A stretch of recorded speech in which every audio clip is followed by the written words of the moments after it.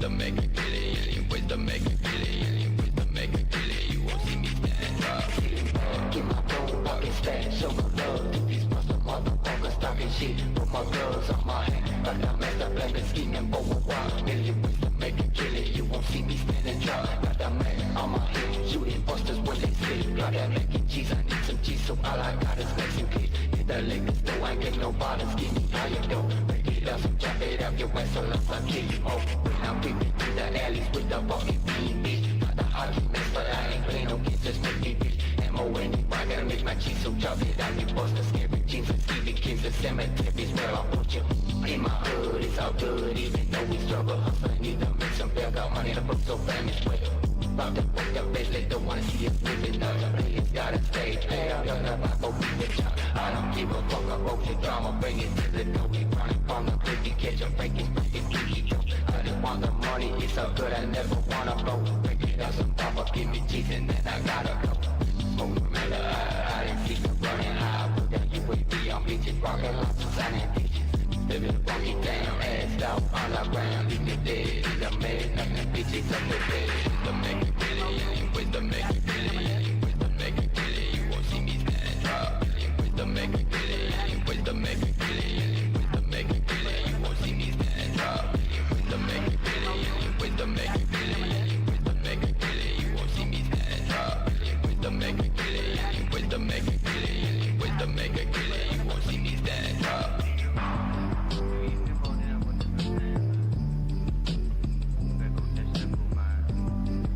Yeah, that's fucking right. We're looking at a live protest right here happening at MIT. Props to the hard workers out there. Props to them hard workers out there. Oh, this sounds very good. We'll just go ahead and listen to this. Vic sounds from the Crypt. Before that, we were listening to this wonderful track. Mishta? I don't fucking know. Mishta? I don't know. MXSTVH. You tell me what that said. Million Ways to Make a Killing. Absolutely wonderful track. But yeah, we'll rock up to this Vic. We got big news, folks. It's big flipjacking news. There's no other way to put it. Get this piece of shit off my screen for a minute. We're not going to be talking about JD fucking Vance today. Maybe Bernie. I don't know. I'm all mixed up over here. But no, this is huge news. We're going to get right into it right now. Hamas has accepted the peace deal. Of course, Israel has no intention of stopping. So let's just get into it right away, and then we'll just add commentary as we go, because we got to catch up. We're breaking into our regular programming with breaking news here. A leading Hamas official has told Al Jazeera that the group has now accepted a ceasefire proposal put forward by Egyptian and Qatari mediators. Mediators have been scrambling to negotiate a ceasefire deal as Israel threatens an offensive in Gaza's southern city of Rafah. No later than this morning, Israel told 100,000 Palestinians living in eastern Rafah to evacuate the area. We're going to get over the next few hours as much as we can about this, as much as we can understand and know about this. Where we are right now, to repeat if you're just joining us, is that Hamas has communicated that it is accepting a ceasefire proposal, and it has said this to the two main negotiators, which are Qatar and Egypt. As you know, negotiations have been taking place recently in the Egyptian capital, Cairo. Tariq Abu Azoum is joining us from inside the Gaza Strip. You're in Rafah, Tariq. First of all, are you hearing anything on your end? This is not live, by the way. This is about an hour ago. About this. Yes, what we do here is that Hamas movement has told Al Jazeera that they have agreed on the ceasefire proposal being initiated by the regional mediators, including Egypt and Qatar. the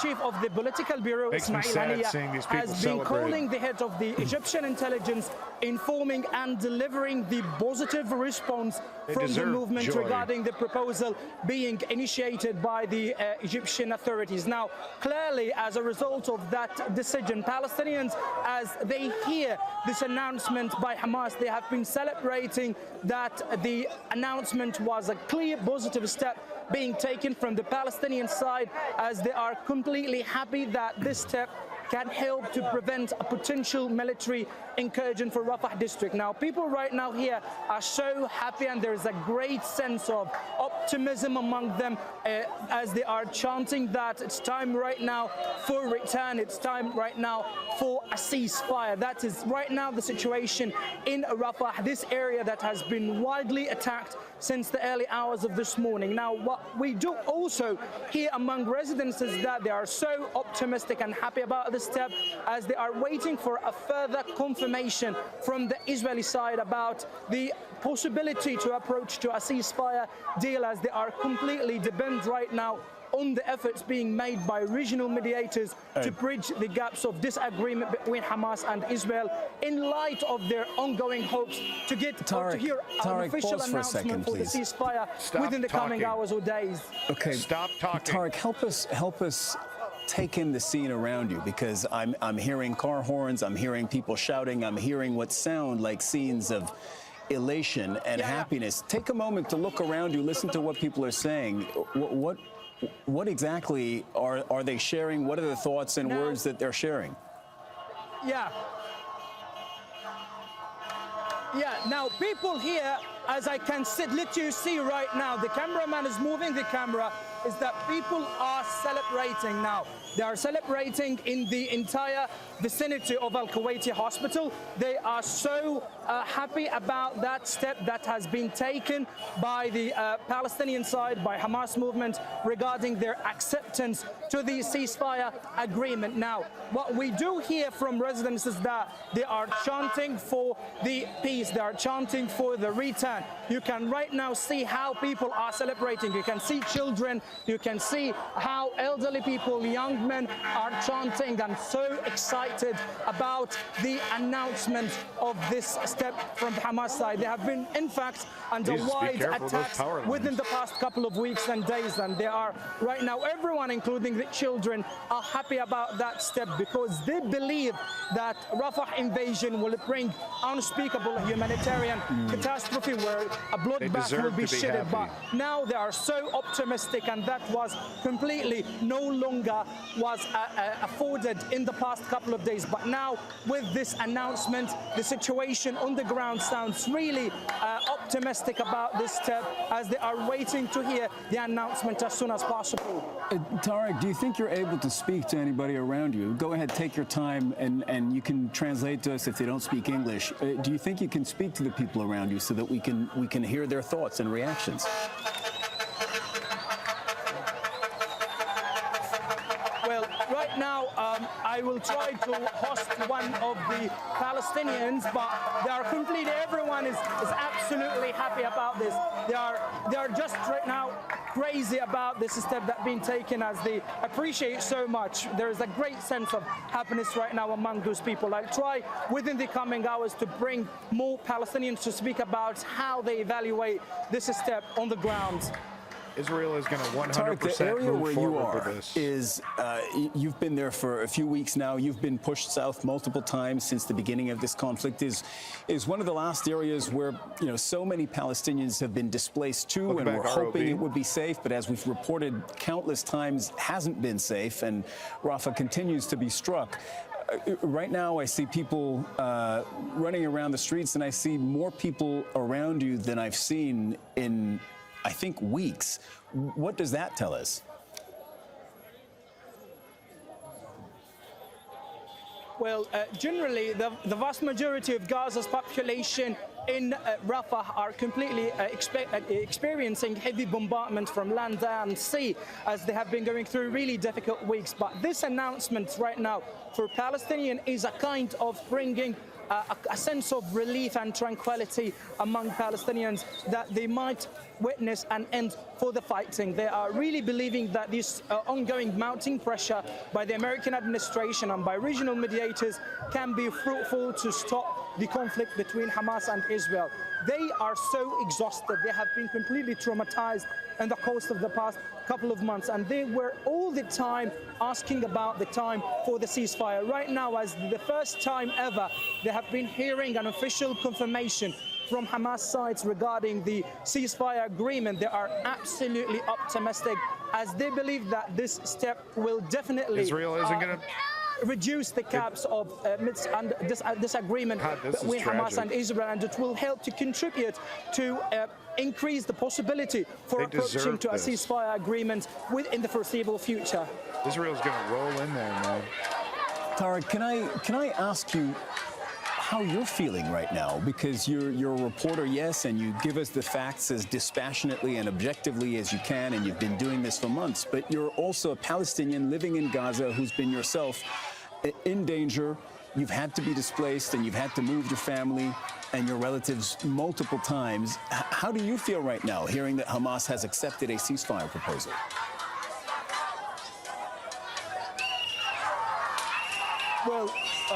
Well, what we do believe is that we have been completely under intense bombardment, and we have been going through really difficult times, including reporters, including the crew on the ground, those displaced Palestinians who are completely celebrating, including children, women, elderly, and everyone in the Palestinian community. That is an opportunity to get a sense of relief and even mitigation about this. And in order to know more about this, we're joined right now by a Palestinian man who will speak about how the situation and how this kind of announcement will really represent and means for Palestinians.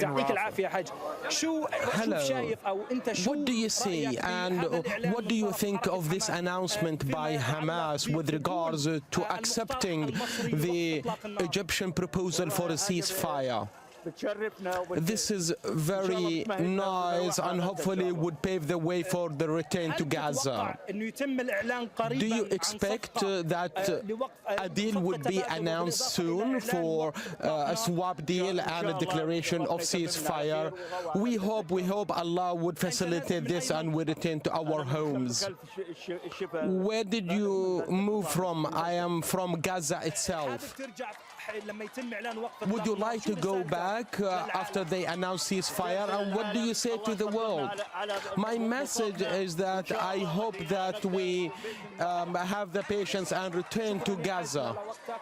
Thank you. I'm going to take another one right now.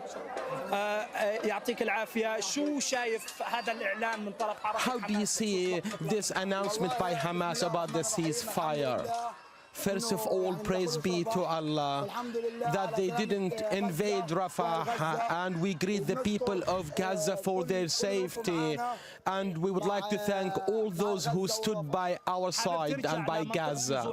Would you like to go back home where you were removed from? Yes, from Beersheba. I am from Rafah.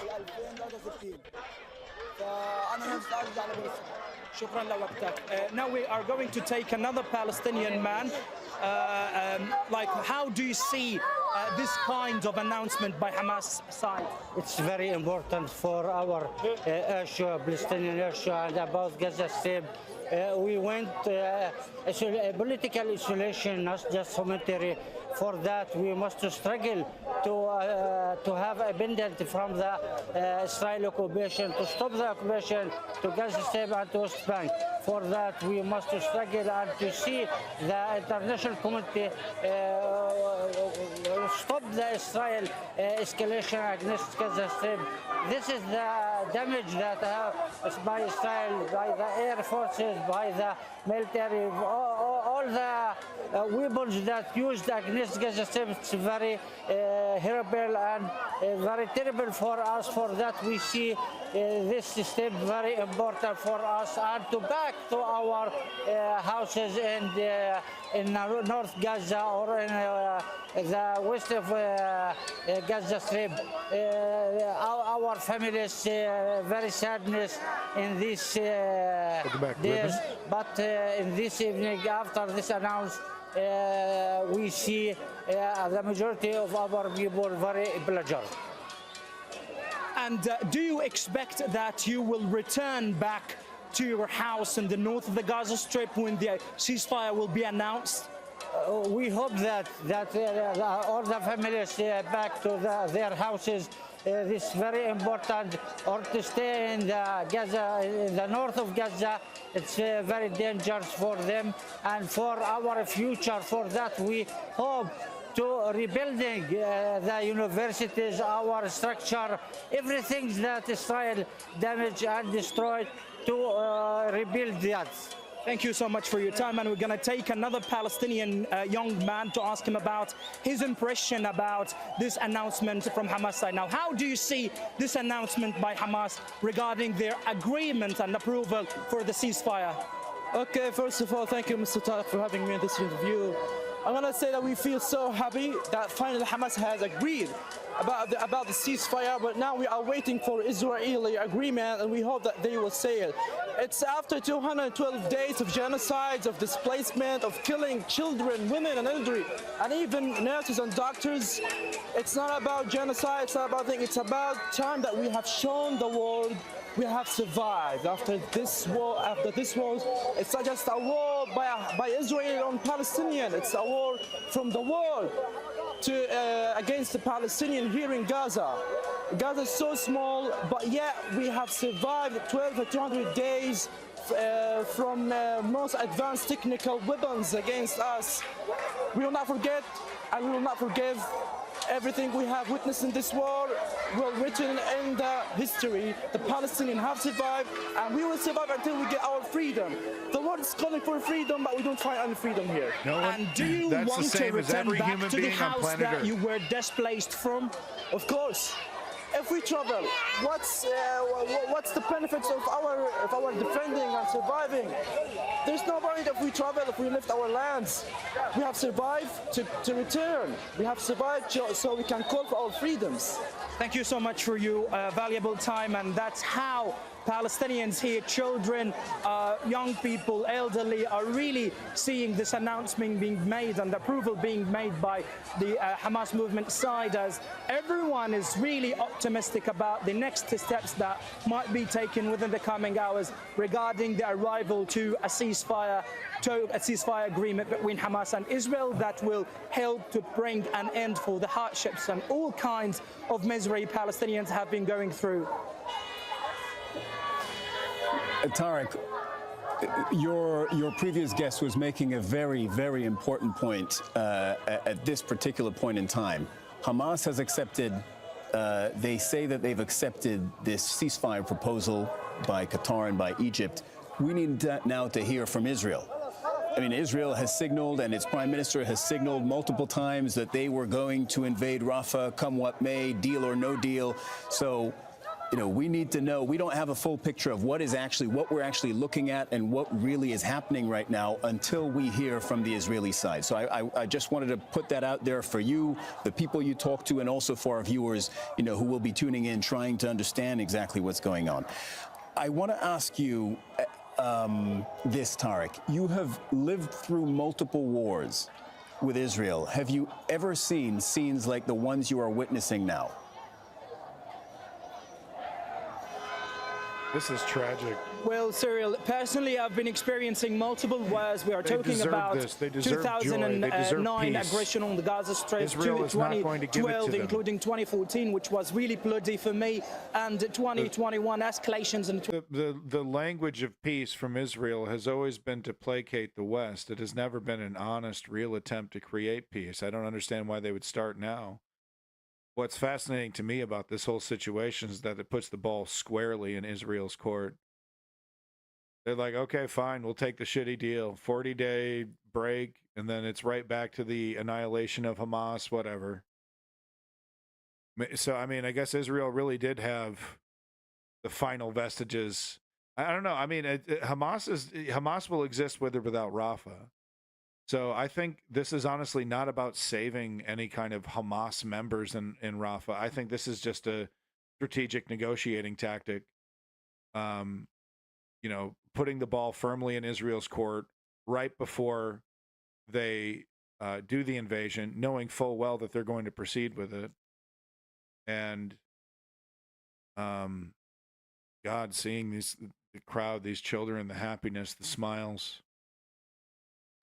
You know, I'm having a hard time keeping it together right now, actually watching these scenes right here. This is tough. Israel has no intention of stopping. Bibi Netanyahu has literally said that. With or without ceasefire, with or without peace, the Rafah operation is happening.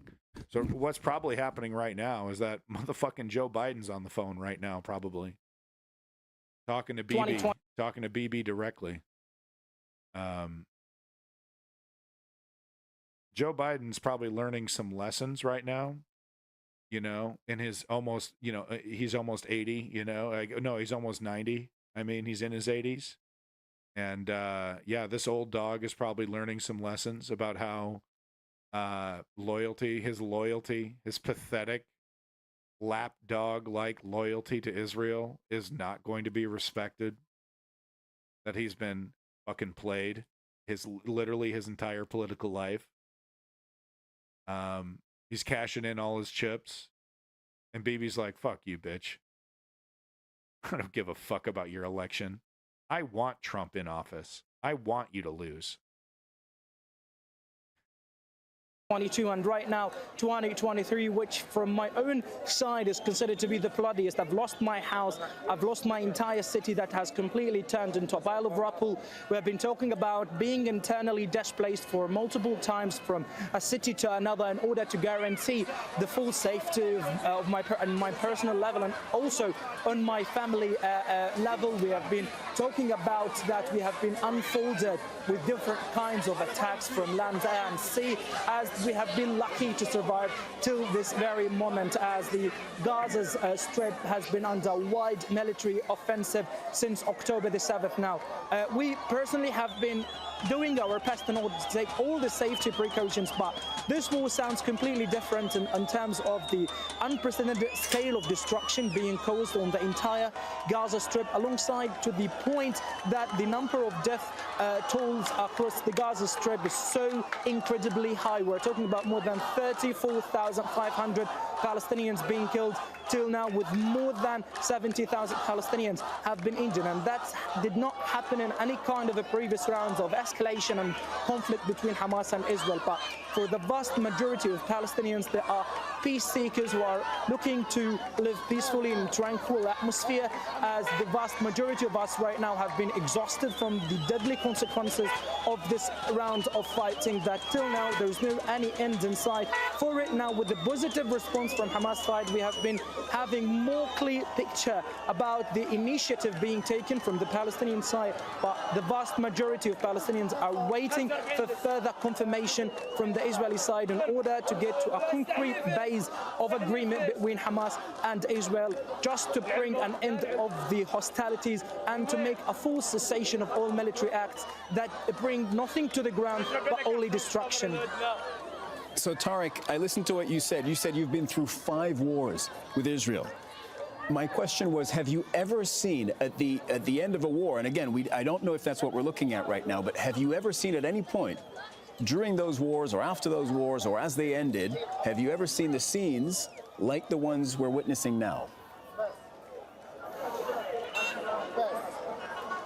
Yes, certainly. I clearly remember every single time that there was an announcement for the end of the war. We've been talking about multiple announcements being made under the same circumstances throughout regional mediations that are completely has been playing a very contributing role to end and end. Okay, so we don't, you know, let's stop with the speculation here, because this is, like I said, an hour old, roughly 2 hours now. Let's go ahead and cut to the latest from Al Jazeera. It looks like we have somebody discussing how, you know, the very real reality that a Gaza ceasefire could end Netanyahu's leadership, but war continuation could end Biden's. You know, it's not hyperbolic to say that this is going to be a close election. Some polls are very promising, but you know, I just saw an ABC poll, 51-49 with Biden in the 51. Of course, ABC is made up. You know, the people who watch ABC News are very probably older, so those polls are probably skewed. But we've also seen very positive polling lately for Biden. Of course, that is an excuse to not vote. Yada yada yada. What I'm trying to say is that, you know, this idea that, you know, the continuation of this war could hurt Biden's electoral chances enough for him to lose, I think is a very real thing. Because it's still, I'm not convinced that there's this wide gap, you know, that Biden is a shoo-in without any problems. And if that was the case, then this would probably be less important. But it's a very real possibility that Biden could lose Michigan, which is a very important swing state in the United States, because of this. And there's an incredibly high Arab and Muslim population in Michigan, and they could just say, "Fuck you, dude." A lot of them are, as we saw with the undecided vote, and you know, pausing weapons, you know, is not going to do it. You know, a ceasefire needs to happen. That this needs to be out of the news when people are voting, for that to be effective. All right, so let's get into it here. This discussion, it's going to hurt Bibi to stop. It's going to hurt Biden to continue. Fascinating geopolitics happening right before our eyes. About the contents of this deal. Here it is. That the ceasefire proposal includes 3 phases, each of them lasting 42 days, so about 6 weeks. The first phase of the deal includes providing passage for displaced Palestinians to return to their homes. The second phase of the deal includes the withdrawal of Israeli troops and cessation of military operations. In the third stage of the deal, there's also a provision on ending the blockade on the Gaza Strip, which has been in place for 17 years. Al Jazeera's senior political analyst, Marwan Bashar, joins us in the studio. Marwan, we're in the middle of something that we can't define yet, because we have one side to this agreement that has accepted it, the other side hasn't.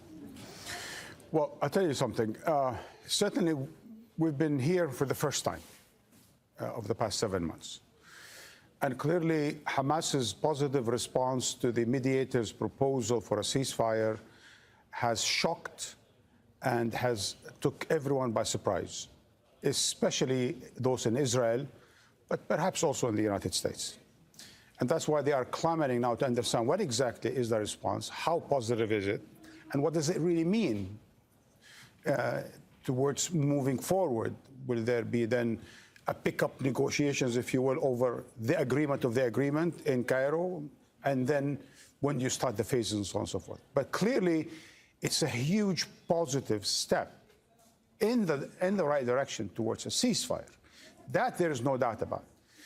And I think, from my understanding, probably in paragraph 5, that's where you find the key to the change of heart or mind, right? I'm talking about technicality now. They talk about sustained quiet. It's a euphemism for a permanent ceasefire. So Israel does not want to hear the word ceasefire, because clearly Netanyahu cannot sell it to his cabinet. Hamas, apparently, because of the various pressures and mediations. Likely what is happening right now is that Israel, the Bibi Netanyahu government, Ben Gvir, are working on messaging that we're going to see blasted across all media. They're probably working on their narrative as to why they're not going to accept this and then proceed with the invasion. Clearly Netanyahu cannot sell it to his cabinet. Hamas, apparently, because of the various pressures and mediations, accepted finally to sustained quiet as the alternative to a permanent ceasefire. I want your thoughts on this. I'm listening keenly. You say sustained quiet, and the words that they're having to choose so that they might get agreement on both sides, 2 sides that don't really want the same thing, because one wants to end the war, the other one, as far as we can tell from their public pronouncements, wants to continue the war, and that's Israel. With these major diplomatic deals, often in my career reporting on deals like this one. They're all different. But that's kind of how you get to a deal, is you fudge the language a little bit.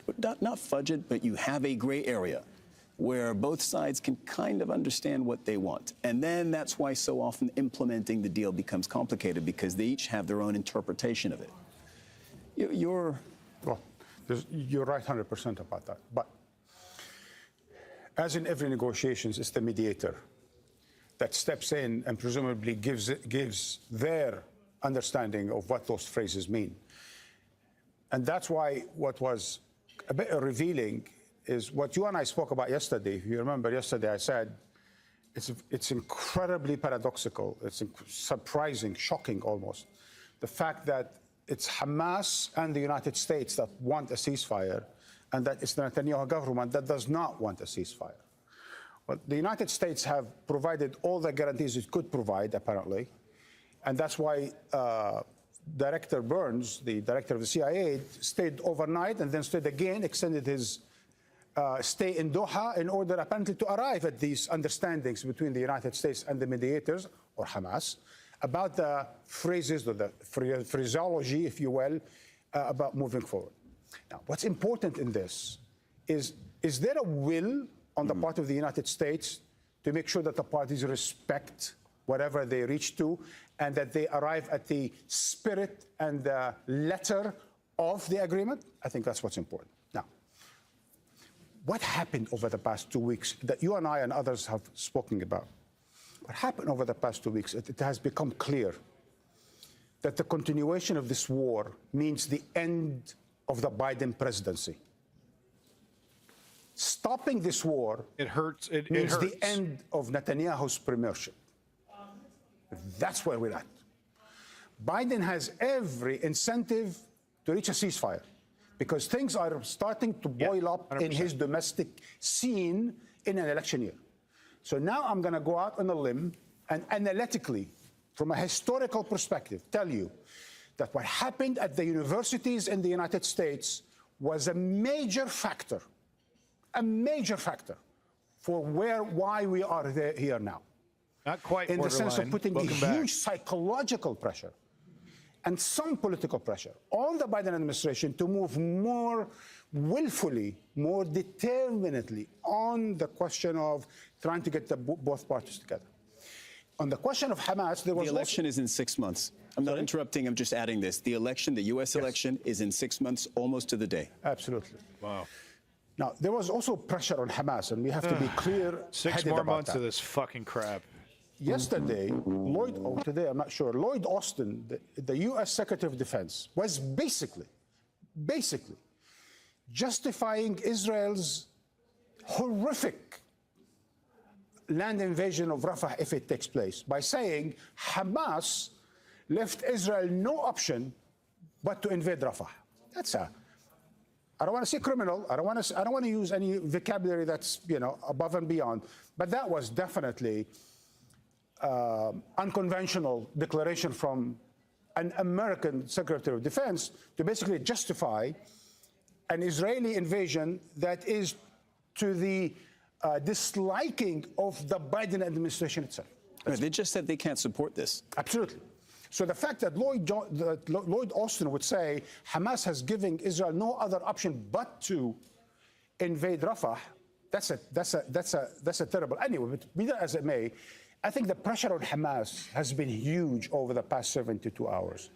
That Netanyahu made it clear that if nothing's going to happen soon on the captives, that he was going to invade. Gallant said today, nothing is happening on the captives. We are going in. Right? I'm trying to describe an atmosphere or a dynamic where we find why we're finding ourselves today, in the sense of the parties arriving at terminology that is perhaps acceptable to the United States and Hamas, and maybe tomorrow to Israel, because Israel is going to find itself the odd man out if it does not agree to this, because you're going to hear in the next several hours, take my word for it, European leaders, American leaders, Middle Eastern leaders, all of them coming out and say yes to this mediator's proposal for a ceasefire. And it's going to be Israel's going to be the odd man out, and we'll see what happens. They want Israel to do it. Following your earlier train of thought on Gallant and Israeli officials saying we're moving into. You know, and I that's what I hope ad vitam. That's what I hope. Unfortunately, as I've said before, the language that Israel has been using about peace has just been to placate the West. Their actions, and quite frankly, some of their direct statements about how, with or without a peace deal, we're going into Rafah. I don't see any intention from Israel to stop this. Like I said, what I think they're doing, and the reason why we don't have any news from Israel, they're working on their messaging as to why they're not going to accept this and why they're going to proceed anyway. To Rafah. We have no choice but to do it because Hamas has left us no choice, right? This has been their messaging. And then this morning, the Israeli military ordered more than 100,000 Palestinians to leave parts of Rafah. I've been wondering, is that the ultimate bargaining tool for them to say, we're serious, look, we're moving in. We're starting with this little slice of Rafah, 100,000 people. There are 1.5 million people, 1.4 million to go if you don't stop us now. You know, I've been saying for the past 15 years on Al Jazeera, as we go from one diplomatic debacle to another over different fronts of whether it's Iran and Egypt, Syria, Turkey, and so on and so forth. In the end of the day, negotiations/diplomacy are a reflection of the balance of power or the imbalance. They are not the production. They are not the end product of some clever people trying to reach some clever terminology. That comes later. At the end of the day, there is a balance of power. Hamas has proven that it's unbeatable. You can destroy Gaza. Apparently, you can't destroy Hamas. One. Two, Israel has proven. Technically, right. They will exist as an entity. They will still be able to attack. But the only way to truly destroy terrorism is the complete annihilation of the people if you don't want to treat them like human beings. If you want to treat them like human beings, then terrorism will go away because people will no longer have to resort to terrorism to fight back. We must remember terrorism is is the end result of failed diplomacy, basically. And if Thanos snapped all of Hamas away, there'd be Hamas 2.0 the next day because we're not changing the on-the-ground reality. And for the last 70 years, something like that, there has been no indication of treating the Palestinians like a country, legitimizing them in that way. And I'm not sure why they would start now. That it can destroy Gaza and it can continue to destroy whatever it wants to destroy, and no one is going to stop it. The United States has proven that there is no third party capable as the United States to do something if it's actually willing to do something, whether towards war or towards peace in this part of the world. That in the end of the day, it does have leverage with the troublemaker, and as far as I'm concerned, analytically speaking, which is Israel. The powerful country, which is Israel. So we have arrived after 7 months of destruction of Gaza without being able to achieve the ultimate objectives of the Netanyahu government of October 8, October 9, right? And the United States in an election year having... And remember, we read that article from Haaretz, from that right-wing Israeli pro-annihilate the Palestinians guy, who was like, we're not accomplishing any of our goals here. Hamas will exist. We're not going to get back the hostages. We've reduced our standing with our international, partners. It's just been L after L after L. And of course, what do we hear on Israeli media? We're going to get them. We're going to get them. One more step forward. Once we complete this operation, the annihilation of Hamas will be complete. And it's a farce. I mean, you go into Rafah, you kill uncountable, who knows how many people, until you've satisfied yourself and okay, Hamas is gone. And then the next week that, there's an attack in northern Gaza or in the middle of Gaza. Some rocket gets fired in. Somebody, sneaking along the rubble. Some, a strike team of three sneaking along the rubble, setting up ambushes and putting down mines. harassing construction workers, bulldozing graveyards. I mean, the sky's the limit. Sky's the limit here. So yeah, to say that Hamas it'll be impossible. They need to because they need to make it that way. They will make it obvious that it will be impossible for Israel to say that we have defeated Hamas. In a way, it would help justify the continued occupation of Gaza, but it would also ruin that propaganda that they want to, that they need, that Bibi needs for his people. He needs to deliver a victory. So fun game. This is fun game we're playing here. They killed doctors, destroyed the IFV Palestinian clinic for future generations. Technically, the hospitals could be rebuilt, and technically, doctors can, come back. There's lots of talent in Palestine, lots of young people who are willing to learn.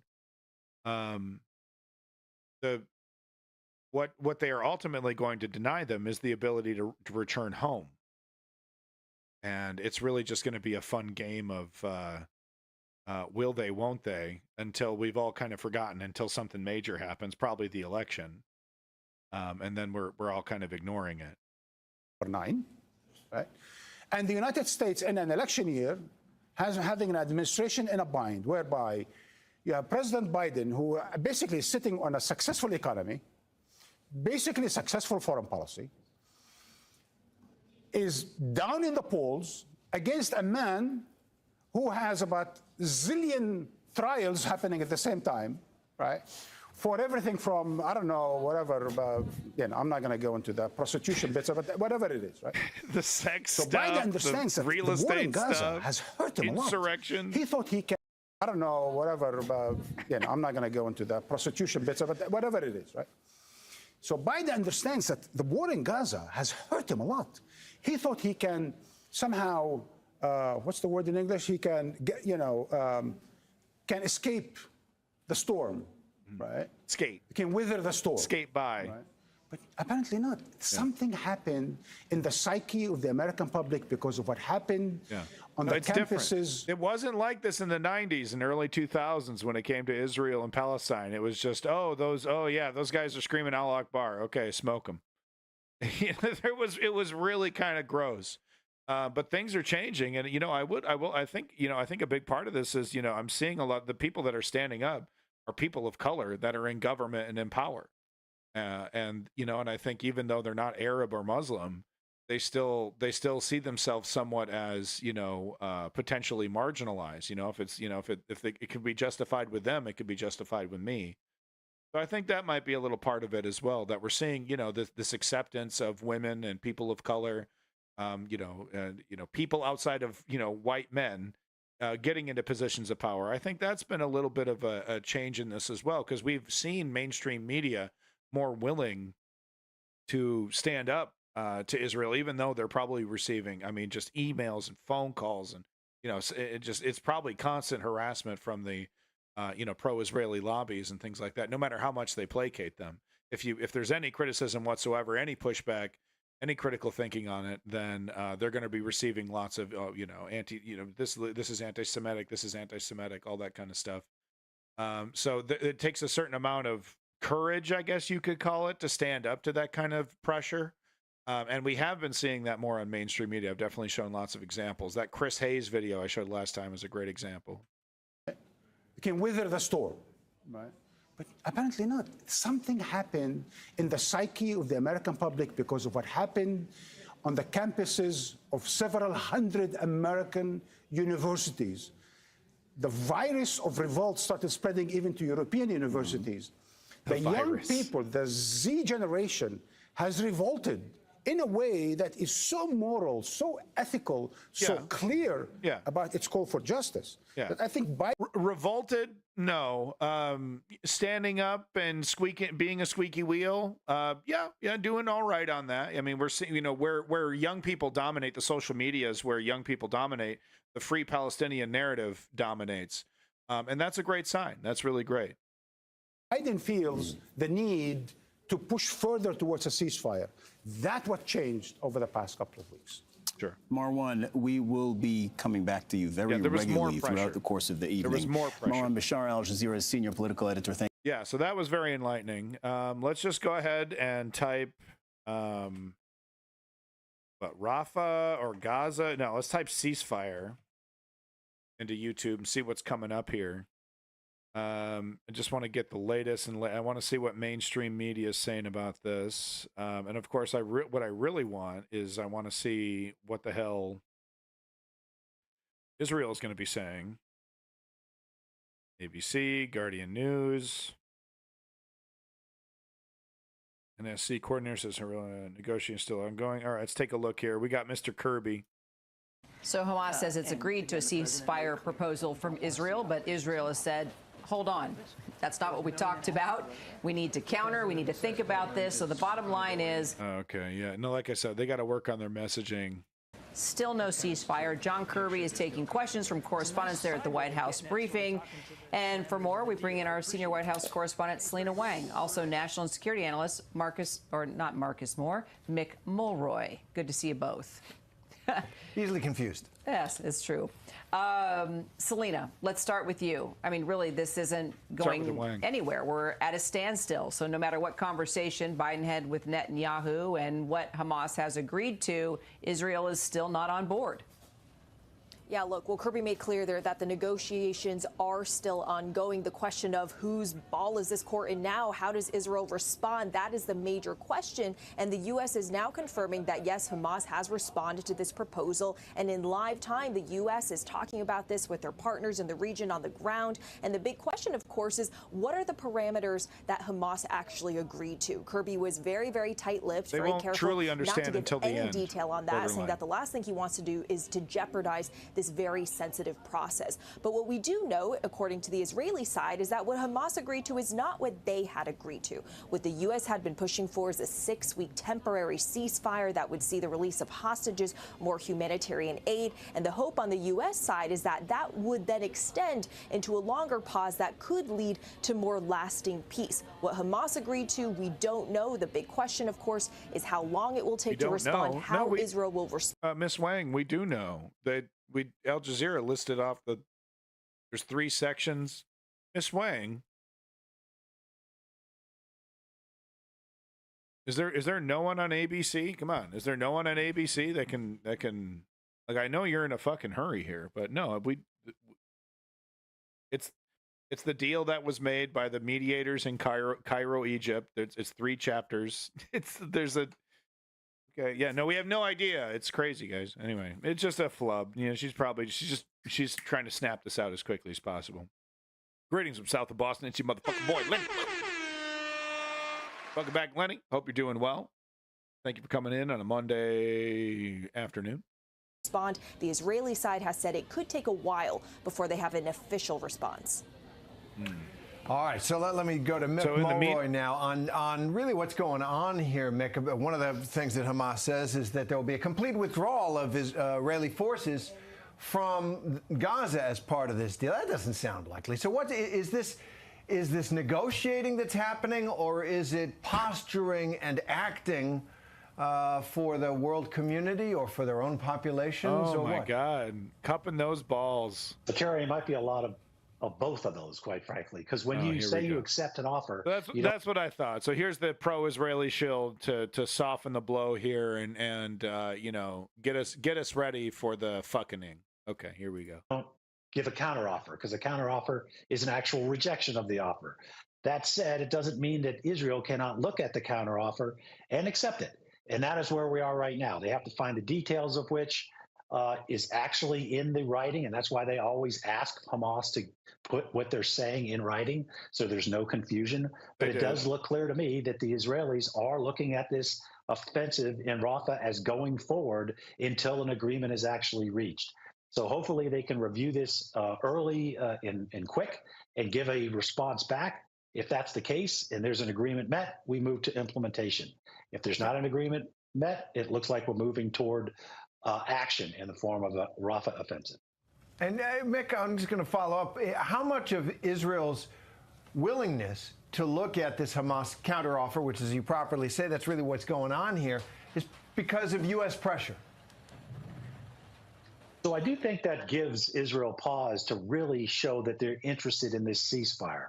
I think, quite frankly, right now they would rather just go to Rafah and end the last 4 battalions of Hamas so that they can get the pressure off them, which is incredible, both from the international community and the United States. I think the United. So Mr. Glassy-eyed Goober over here thinks these 4 battalions are what, just hanging out? They're just chilling, waiting to get slaughtered by Israel. Really? I mean, I don't know. Hamas is pretty fucking stupid, but. If you're a commander for Hamas and they're dropping the leaflets and they've actually done some airstrikes, I have some videos of that in Rafah. You know, you got Bibi promising this is going to happen regardless of what happens. Are you just going to keep your dudes there? They got the tunnels and stuff. They can get the hell out of there. So I don't know, 4 battalions. Boy, that sounds like you're fighting an army. It does. Hamas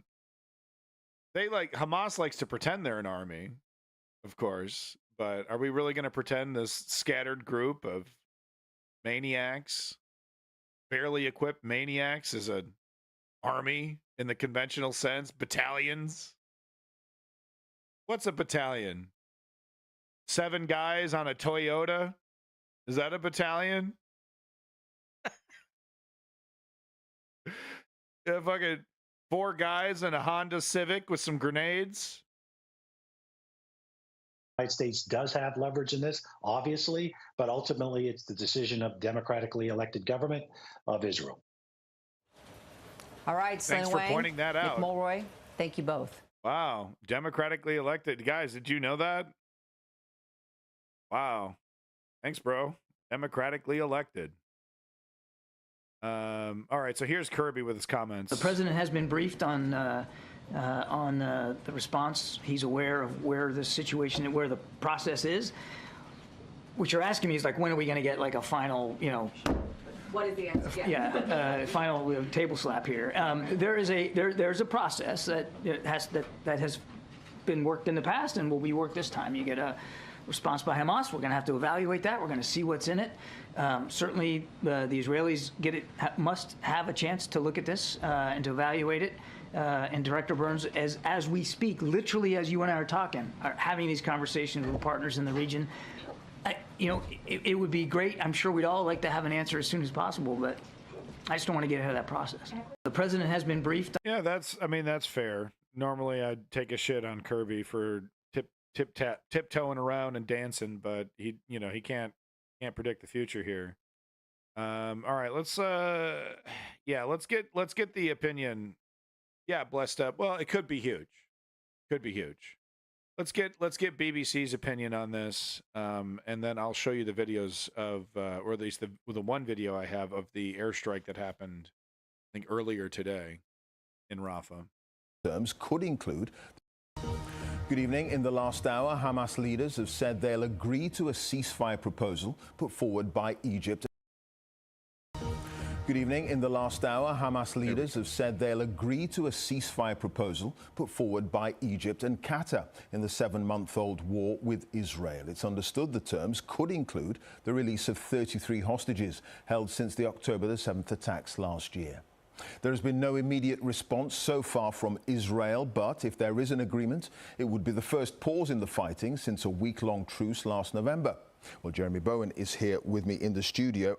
This is a turn-up for the books, literally in the last hour, and the mood music getting into that was not good.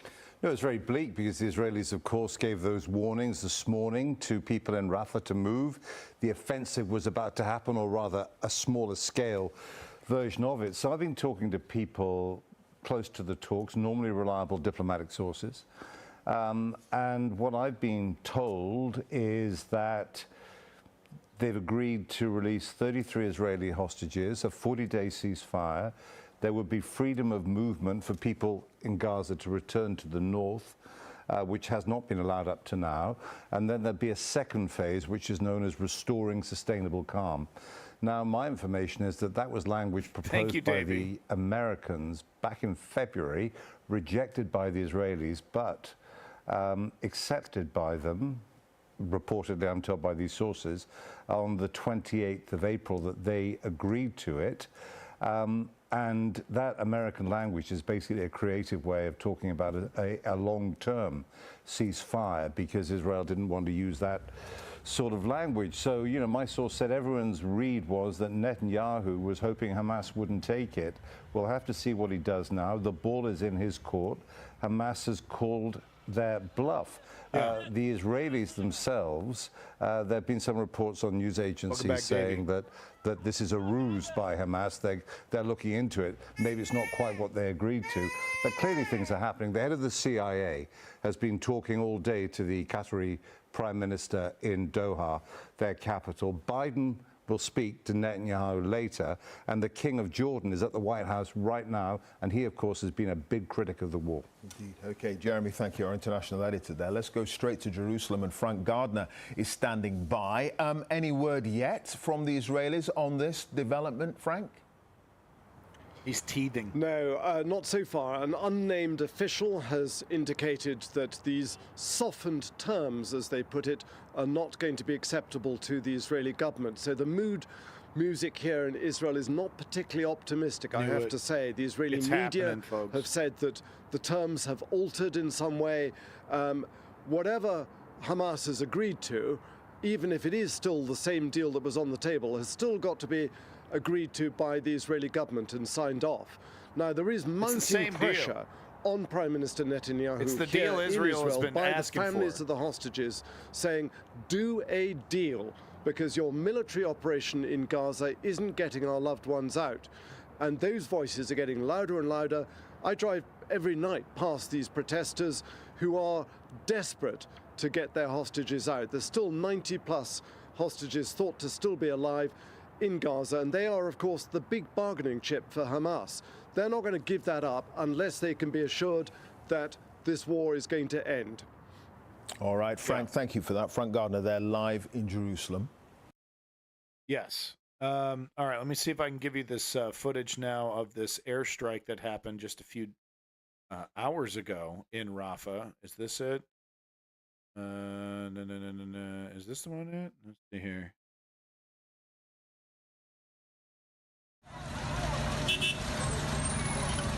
If I can find this.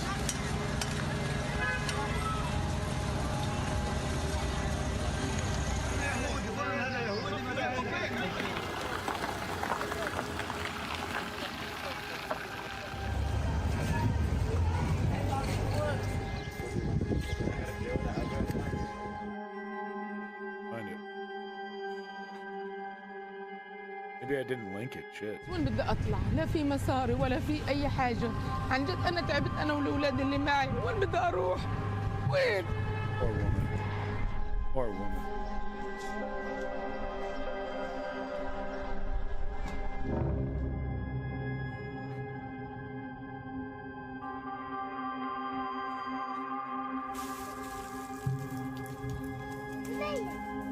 Yep. I can't find this clip.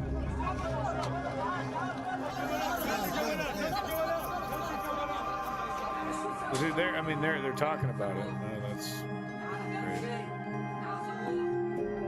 Christ. God damn. Twin brother. His twin. His twin. Jesus, I couldn't imagine losing a brother. Then he looks just like you.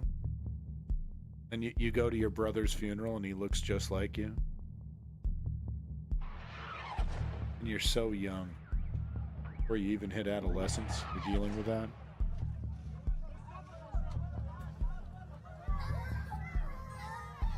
Squirrely butt.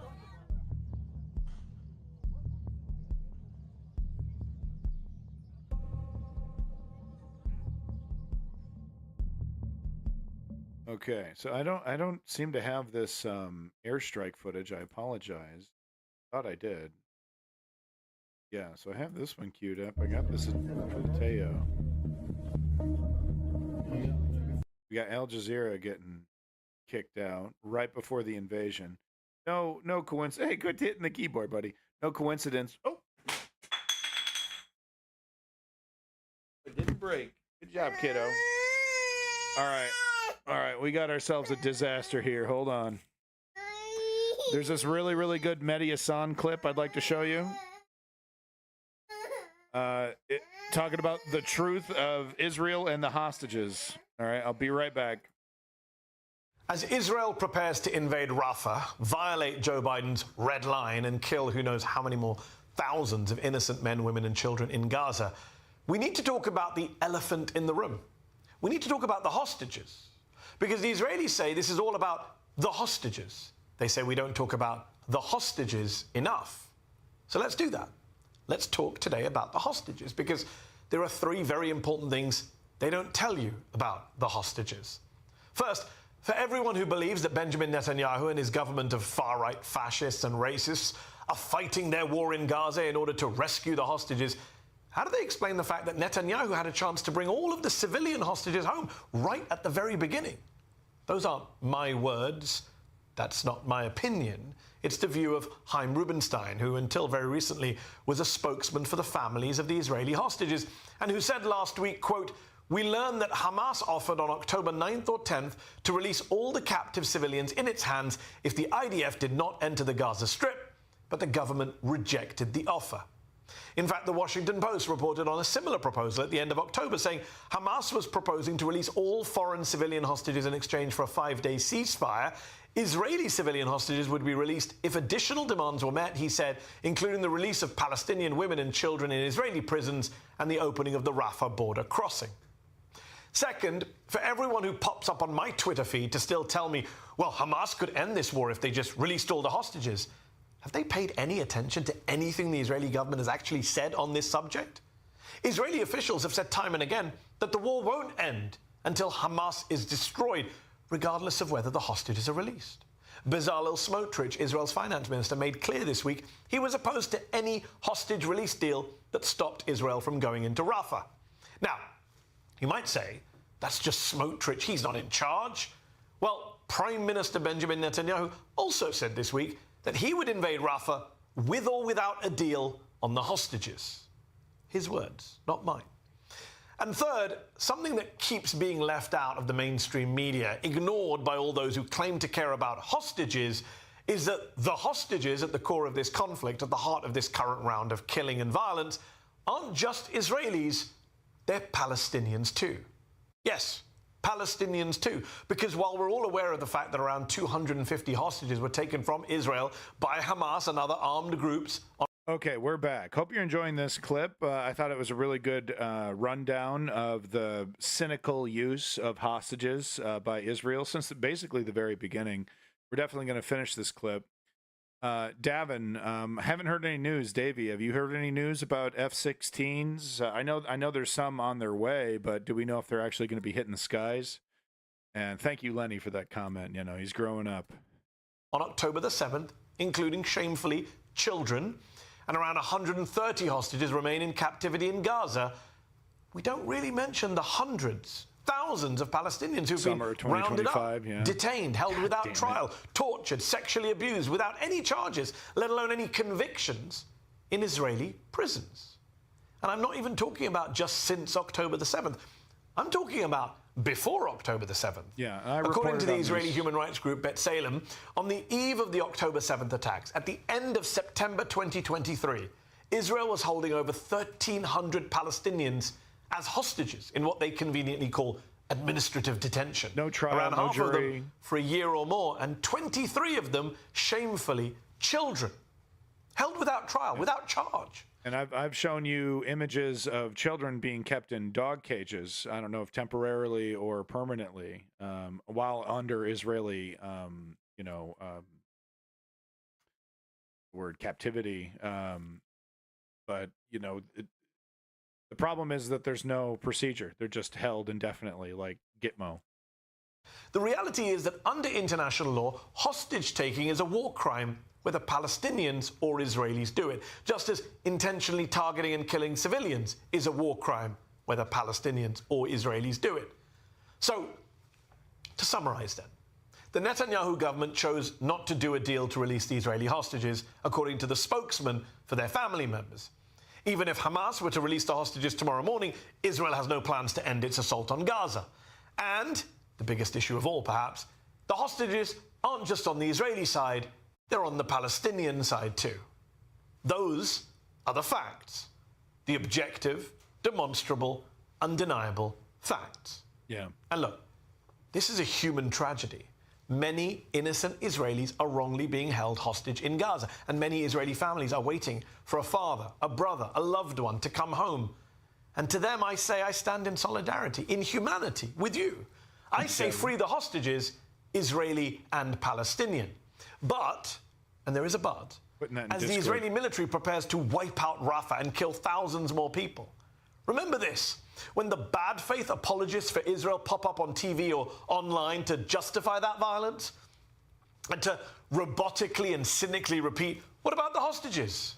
Ignoring all of the three things that I just pointed out to you, treat that dishonest refrain with the contempt it deserves. Yeah, yo, Mehdi Unchained over here, dude. Mehdi with the motherfucking fighting words.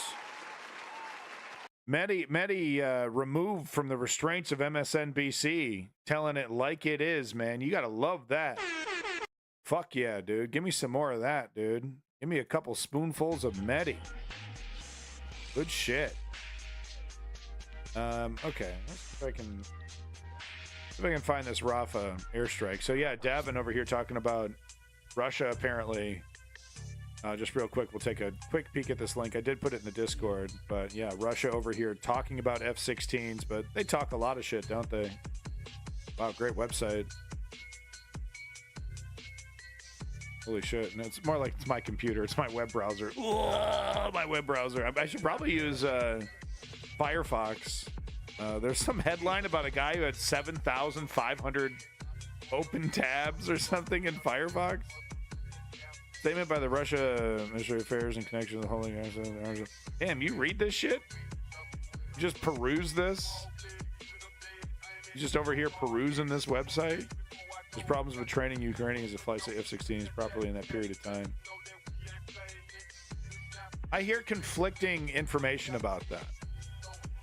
I'm pretty sure I've seen Ukrainian pilots saying that it's not, well, I've definitely seen Ukrainian pilots say it's totally different than the Russian style fighter jets that they were used to fighting. So apparently Israeli tanks have already begun to enter Rafah. Yeah, of course. It's not about. Yeah. So, but I mean this is just that first chunk. So they told 100,000 people to leave. So they're gonna proceed with this. This is not stopping. In the civilized world, my God. The fucking racism on display on Twitter, dude. We're cheering for you in the civilized world. It's really disgusting how this shit just goes totally unchecked. Hamas is on its knees, huh? Yeah. I would imagine the United States, patriots saying the same thing about the Taliban. I'm sure there were a lot of bumper stickers to that effect. You better run, Osama. You better run, Taliban. How well did that go? Thank you, Davey, for that link. So this is live. I don't know if this is still going on. Let's see here. Yep, protests still going on at the Kamen at MIT. Congratulations, students, for continuing the protests, continuing the movement, continuing the pressure on Joe Biden. Pressure works, okay? Centrists and bad actors and all kinds of motherfuckers want to tell you that it doesn't work. Oh, you shouldn't do it. Now's not the right time. Don't be political. No, you can't do it now. You're helping the other side. Pressure works. Okay? Don't let them tell you otherwise. Big prop to Isvik. Man, I love this shit. What is this? What is this? I don't want this. I don't care. Sexual perversions on my fucking Twitter, on my YouTube. Small anime girl brushing her teeth and eating an egg. Right-wingers freak out as Sadiq Khan re-elected as London mayor. freak out, really? For his third term? I don't know. That seems clickbaity. Hold on here. Rafah strike. Yeah. Israeli military strikes the southern city of Rafah after warning refugees to move. So here we go. War between Israel and Hamas. This morning, the Israeli military began carrying out strikes in Rafah, which is a sign of Israel's military operation in the region intensifying. ABC's Perry Russell reports. This morning, explosions in Rafah. The Israeli military carrying out strikes in the southern Gaza city, where more than... I mean, that's been a big problem for these, you know, for these lefties that are implementing these more humane policies around the kind of, you know, small-time crime that economic situations and, you know, various, you know, socioeconomic factors can produce. They'll stop the police state thug tactics, right? They'll tell the cops you can't just abuse these people and kick them around. Oh, thank you. You know, you know, but then they don't invest in proper education and proper programs to help people get jobs. And you know, you can't just do one step of the decriminalization. You can't just do the decriminalization and then it just kind of figures itself. You need to spend billions of dollars on helping people get back on their feet. And if they don't, they start breaking into cars, and then they get caught by the fucking cops, and then they're right out, you know, 5 hours later breaking into more cars or doing God knows what. They don't want to fix the neoliberals. They don't want to fix the economies. They don't, you know, because they're corporatists. They love Jeff Bezos. Was to make the city good again. Well, he won. Platinum. He won. But I'm seeing this in Oakland. I'm seeing this in California, especially. A lot of neoliberals. They do like step one when it's like a 50-step process. To fixing the problem. And of course, you know, we never want to talk about taxing the rich, never to fund any of this, because this shit should be coming out of Jeff Bezos's pocket. Can't do that. Can't do that. Can't do that. So that's interesting to hear that criticism about Sadiq Khan. All right, let's get back to it. Show you these airstrikes.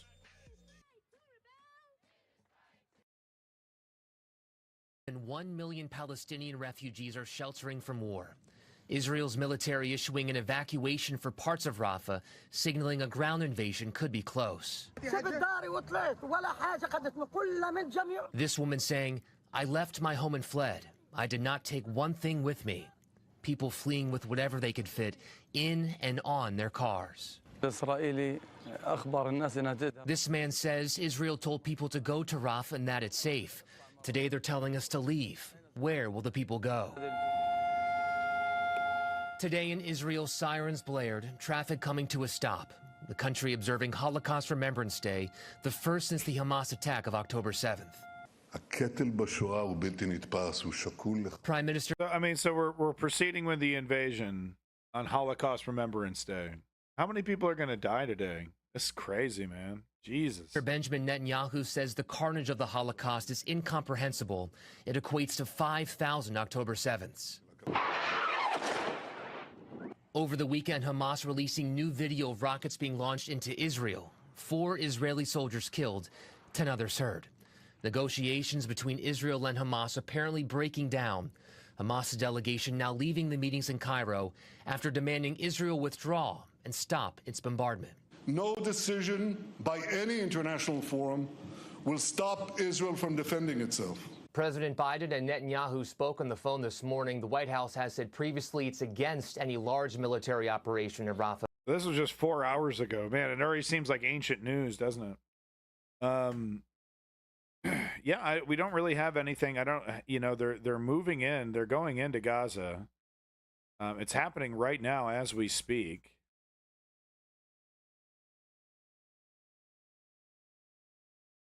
See if we can find any live streams. Oh, well, we got Vosh here. Okay, what's he up all to? the goals we talked about on the first day. Well, that's optimistic. Hold on. I wonder what other News Org live coverage feeds are talking about right now. Qualify us for that federal assistance. Houston area flooding. Okay, wow. Cool. He's got people, so he's got a whole team of people that gives him links and stuff, huh? Oh, that's fun. I'm confused. Is it a Rafah invasion or a ceasefire? Both. Welcome to hell, Clutch Cargo. Welcome to hell. See here.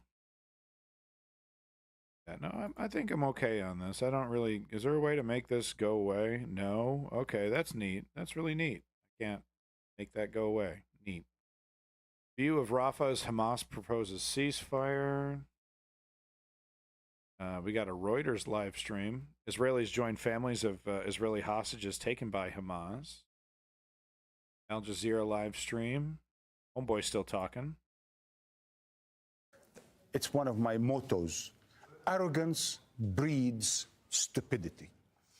Even when and if Israel does attack Rafah and does destroy Rafah and kill tens of thousands of more Palestinians, it wouldn't destroy Hamas. That's the lesson that the Americans have learned, and they are teaching that to the Israelis. That no matter what you're going to do, how many people you're going to kill, you're probably going to give more recruits to Hamas in the future out of the many people who lost their loved ones. It's a catch-22 situation by the looks of it for Benjamin Netanyahu. If he pushes on into Rafah, he... Again, international opinion of Israel's actions worsens. If he, on the other hand, agrees to this proposal, he capitulates to Hamas and loses the support of right-wingers within his own government. I mean, this is an awkward tightrope for Netanyahu. But, I mean, I get what you're saying in the way it could be spun in Israel. But Netanyahu has not capitulated to Hamas. And he is not capitulating to Hamas. Hamas is accepting conditions and versions of proposals by the United States and Egypt, not exactly the best friends of Hamas. Right? So Hamas is being the reasonable party here, saying we need a ceasefire. So much of Gaza have destroyed, so many Palestinians have died, we need to wrap it up. The Americans believe the same thing. So it is not that Israel is capitulating to Hamas.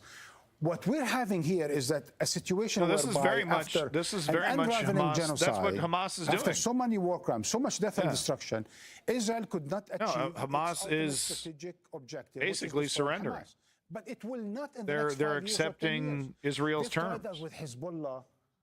Between 1982 6-week and 2000, ceasefire. For 18 years, Israel occupied South Lebanon, bombed here and there and other thing, and Hezbollah.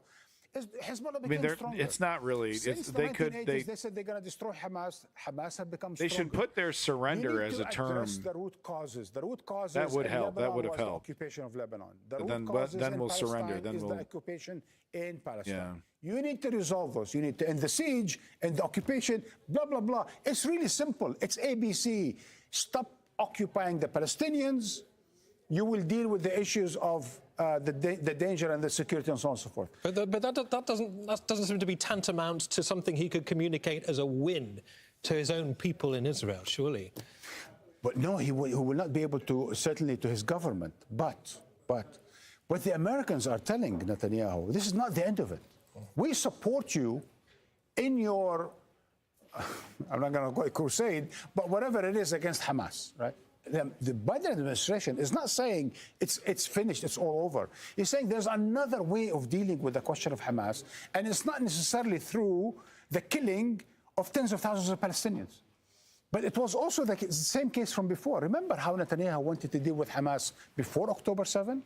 By allowing more and more money to get to Hamas so that he can divide between Hamas and Fatah in Palestine, and he can rule comfortably on occupation. That hasn't worked. So once tired again, of these fucking for images. the people in Israel, I'm so tired of peace needs to be based on real security. Real security is based on real peace. On that point, Marwan, briefly, what is the consequence of a failure of this potential ceasefire? If there's no will to actually respect it, no matter what version of it comes. Even if you get a version that is closer to Israel, if there is no will on the part of the Israelis and the Americans to make sure it does get implemented, then no matter how the version is closer to the Israeli mindset, we would still not go anywhere. That's why I think eventually we will need a different Israeli government. I think your previous guest was correct in saying it's going to be up to the Israeli people, because this government is not intent on peace based on mutual respect and negotiations and two-state solution. It rejects all of that. Marwan, many thanks as always. Yeah, that's a fact. There's absolutely no stomach for a two-state solution. From Bibi Netanyahu, from Ben Gvir, it's really just a debate about the nuts and bolts of destroying Palestine that they disagree on. They certainly, they would never agree to any kind of actual cooperation, legitimizing the Palestinian country state, by acknowledging it and working with it like a normal country would. They'd rather die. They'd rather die. That's what we've been dealing with. 13 people watching News 18. Oh, wow. Why? Why only 13? Shock number 1. America ने Israeli सेना की एक special unit पर प्रतिबंध लगाने की तैयारी कर ली है। Can we just have this? Netanyahu को शॉक नंबर 2। इजरायल की मिलिट्री इंटेलिजेंस के चीफ ने पद से इस्तीफा दे दिया है। नेतन्याहू को शॉक नंबर 3। ईरान के सुप्रीम लीडर अली खामेनी ने कहा है कि ईरान की मिसाइल पर इजरायल खौफ में It's like a coked up 16-year-old doing news. इस वक्त ईरान के इजरायल पर हमले और गाजा पर Yeah, the killing and land grab will continue. I mean, it's like it's all an effort to justify that. That is the end goal.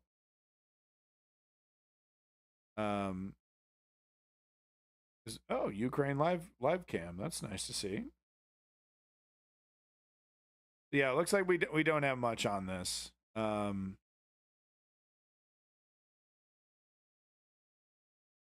It's all about, we're just waiting on, I mean, Israel, basically what we know is that Israel is proceeding. They're likely going to occupy that section of Rafah that they've told 100,000 Palestinians to leave, to get out of.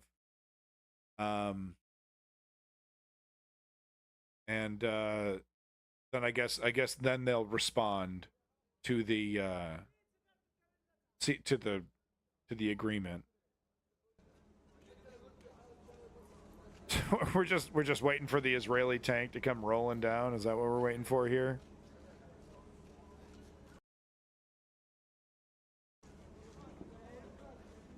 Yeah, basically. Yeah.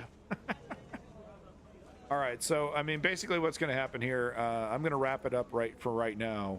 But if some major development happens in the next few hours, I'll definitely fire up the stream again when I get a chance here. I got to go back, take care of kiddo, So that's where we're at right now. It looks like Israel, once again, Israel is going to be occupying this small section of Rafah, the area that they told these 100,000 Palestinians to leave. They dropped leaflets. And then I guess, in between that time, we might get some kind of official response, or it might happen after that. Who knows about the timing on that? The ball is firmly in Bibi Netanyahu's court, and I believe the response that we're going to be seeing is, basically, we're not going to stop. It's fully justified, yada, yada, yada. We're not going to stop until we defeat Hamas. 4 battalions. I think we're going to hear more about these battalions that are hiding,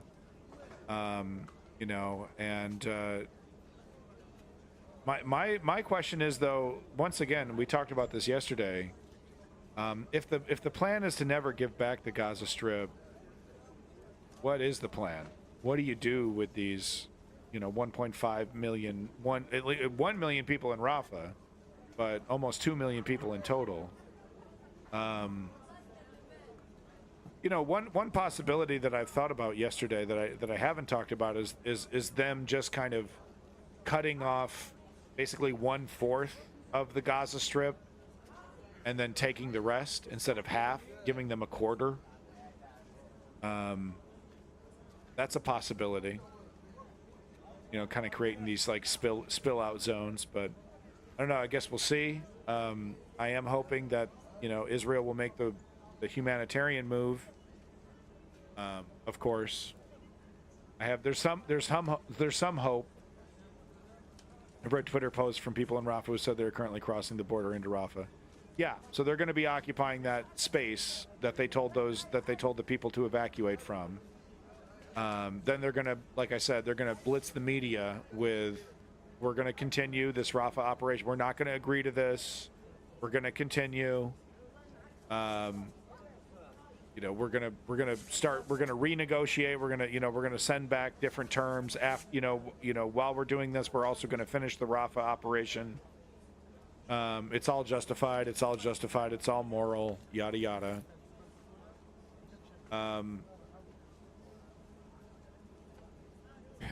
Yeah, but we'll see. We'll see. And that's where we're at right now. But big props to you, Davey. Thank you for the links. Thank you for the info. Lenny, of course. Everyone should check out Lenny. Davin, thank you for coming back. Clutch Cargo, iPlatinum. Hope everyone's having a good Monday. Blessed Up Kids, Borderline, Feline, Ribbons, Woke Patriot, and ROB. Thank you for coming all in. Sorry for the super short stream, but I got to go take care of kiddo. You know how it goes. Like I said, if we do see any major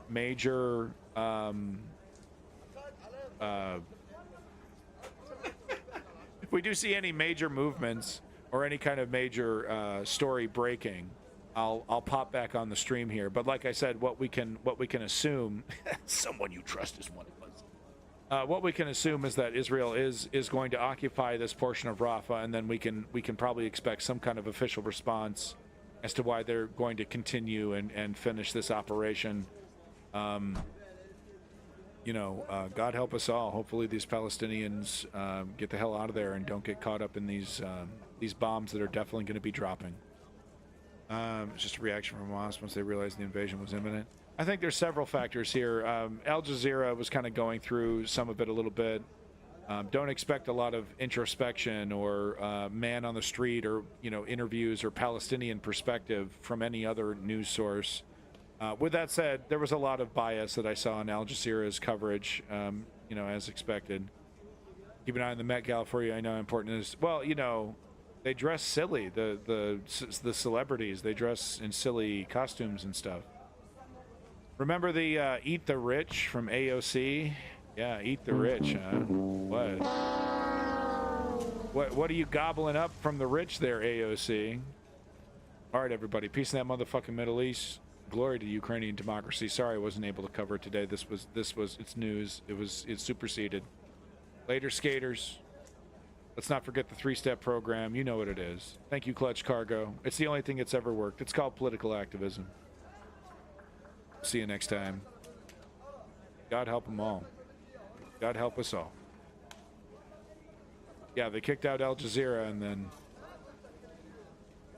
went in for the invasion. Al Jazeera has pledged to not stop covering this, though, so it's just, kind of showing that Israel is not interested in a legitimate free speech, democracy kind of thing, but whatever.